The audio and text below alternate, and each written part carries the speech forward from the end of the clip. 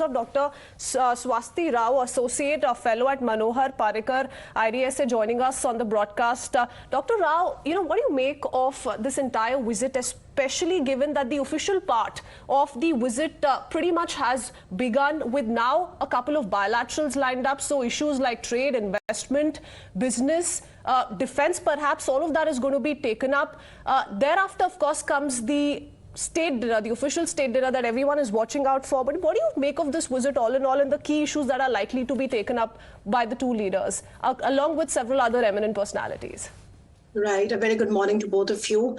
This indeed is, I guess, a real game changer. In India, we love to use this phrase as a certain event being a game changer, a certain event being not a game changer, or falling short of being a game changer. But in all sincerity, I think what is happening right now with the US and India and its ties, it's really a game changer. Why I say this is not because of, just pushing up the trade figures or just, again, reaching out to the diaspora and all of that. Of course, all of that is there, but all of that is just the icing on the cake. But the real thing out there, the real deal out there, is basically deepening India and US relations along two verticals that did not exist before, although the institutional mechanisms for the same had existed.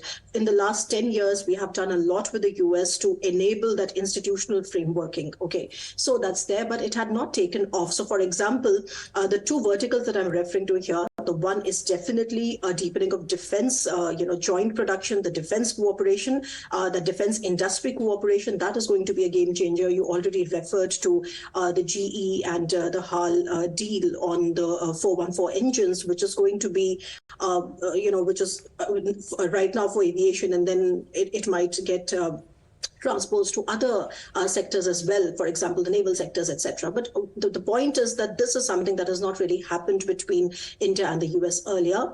And for a very long time, this was always put up as a point of criticism that US would like to sell more weapons to India, but not enter into joint production, and would not really ever agree to a transfer of technology.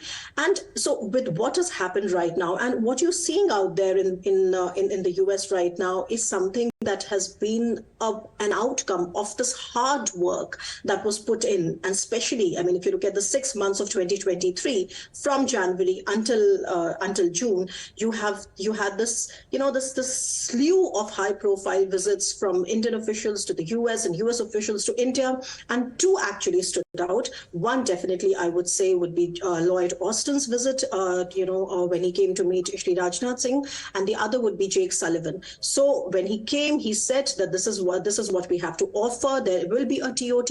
Again, not 100% TOT, because nobody would give you 100% TOT. We are dealing here with private players, that have that intellectual property. So there will be a partial. But what has been laid on the platter for India is about an 80% TOT, which is quite, I would say, unprecedented. That's one. And again, when he came, I think it was just the GE and the HAL deal that probably took most of the limelight. But then he also offered armored vehicles. Lloyd Austin, he also offered the M777 gun upgrade to India, and now we hear that all of that has also been offered formally. So that's a key takeaway. That is really going to really empower India, along with that make in India, so to say, sentiment and push. So that is really a game changer. That's number one. The other vertical that I keep referring to is definitely the cooperation on critical and emerging technologies. Again, the ICET that you saw took shape between our NSA and Jake Sullivan out there. Again, is a product of a long, I would say, journey of how India and the US have tried to converge their interests, because not many people perhaps would know about what is known as the DTTI, which is about the defense, this trade industry collaboration, and then what is known as the Strategic Authorization A that India became a part of the strategic trade authorization of the US in the last few years. So because of all that, the institutional framework was laid down, but it is only now in June 2023 that we really see something like the ICET come out, and India and the US coming together and really co-designing and co-developing norms and standard for all the critical and emerging technologies, which is going to be the futuristic domain. So whether it's artificial intelligence, whether it's the critical, so all of that is on the table, and this is something that has not really happened after the 2005 nuclear deal. So this is why I call it a game Absolutely. changer. Dr. Rao, but is it only going to be limited to bilateral issues, bilateral trade agreement, or is it also going to be about India-US partnership when it comes to the global scenario, when it comes to issues like terrorism and China's hegemony, which is a common concern?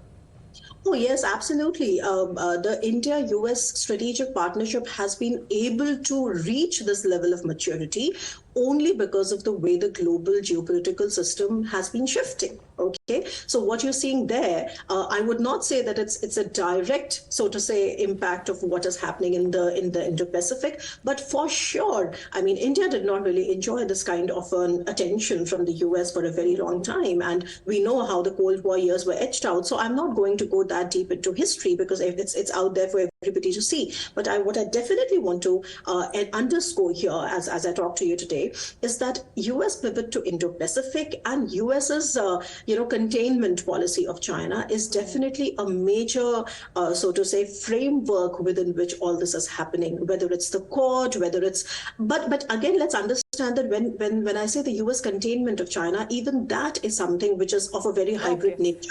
Very it's interesting, a very Dr. Swasti, that you point out that, United States focus has shifted from Asia-Pacific to perhaps Indo-Pacific, and that's why we're seeing these kind of developments take place as well. But there are those of the opinion that United States in the past has shared a different relationship with China, so perhaps India need not position itself in that sort of a comfortable seat so far as their relationship is concerned.